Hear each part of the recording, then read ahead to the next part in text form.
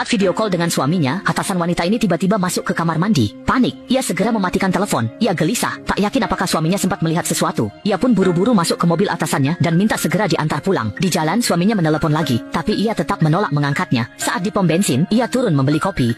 Kasir kosong, ia taruh kembalian di meja lalu berbalik pergi. Namun saat mendongak, ia kaget melihat dinding penuh bercak darah merah tua. Ia sadar ada yang tak beres dan gegas keluar.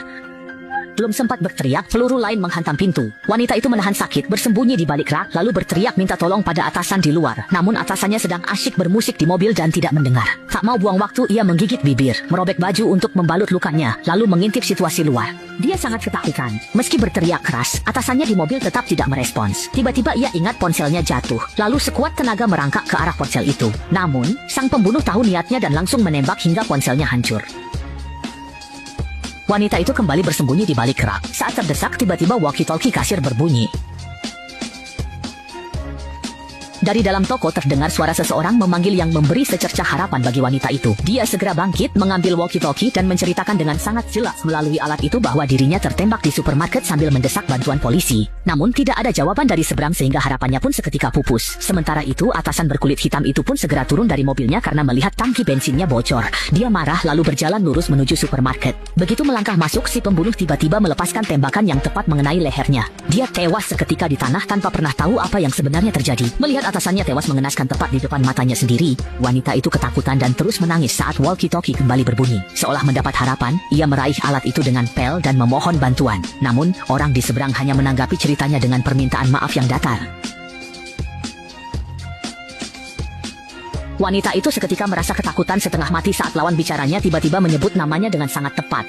Seluruh tubuhnya menjadi kaku dan ia segera bertanya melalui walkie-talkie tentang siapa sebenarnya orang itu. Namun, lawan bicaranya tetap tidak menjawab dan hanya terus mengejeknya. Di saat yang sama, ia melihat saklar listrik lalu mencoba melemparkan baterai untuk mematikan lampu. Namun sayangnya selalu gagal. Di tengah rasa putus asa, ia menyadari bahwa rak di belakangnya ternyata memiliki roda. Seketika itu juga ia mendapat ide cemerlang dan mengerahkan seluruh tenaganya untuk mendorong rak tersebut dengan kuat. Ia menggeser rak ke konter di bawah tembakan pembunuh. Rak tebal itu melindunginya hingga sampai ke sana. Usai mematikan lampu, ia mengatur walkie-talkie untuk minta tolong, tapi tak ada jawaban. Ia lalu melihat mayat pegawai di bawah konter. Meski terkejut, ia mencoba mencari ponsel di tubuh itu namun nihil. Tak ada ponsel, telepon kabel, maupun alarm di sana. Semua dihancurkan pembunuh itu. Terpojok, ia merogoh saku atasan di lantai dan menemukan kunci mobil. Ia menekan alarm untuk menarik perhatian. Namun si pembunuh menembaki mobil itu hingga hancur. Saat ia hampir menyerah, sebuah mobil berhenti di luar. Seorang pria masuk membuat wanita itu terpaku.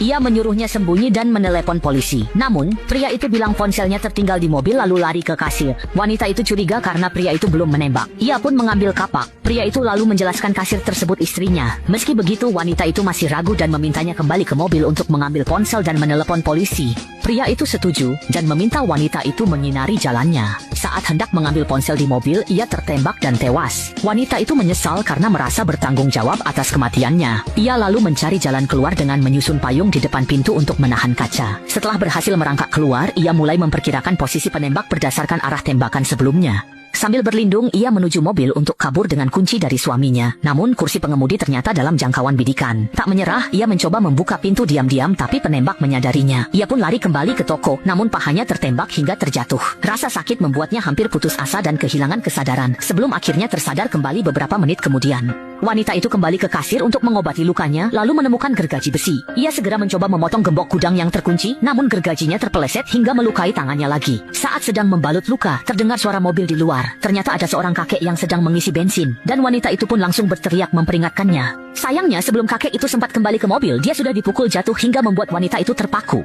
Istri si kakek yang melihat kejadian itu segera keluar dari mobil, namun ia pun ikut terjatuh. Tak tahan lagi, wanita itu mengambil walkie-talkie dan mengejek dengan keras bahwa penyerang itu hanyalah pengecut yang tidak berani masuk ke toko. Ternyata cara ini berhasil dan sosok itu perlahan muncul dari kejauhan. Melihat itu, si wanita segera kembali menggergaji gembok pintu dengan sekuat tenaga. Hanya dalam beberapa kali gergaji, gembok pun terbuka, dan ia segera masuk untuk mencari alat. Dia merakit senjata besi, lalu sembunyi di balik rak. Penjahat menerobos masuk. Melihat gudang terbuka, dia mengira wanita itu di dalam. Saat dia bersiap masuk, wanita itu muncul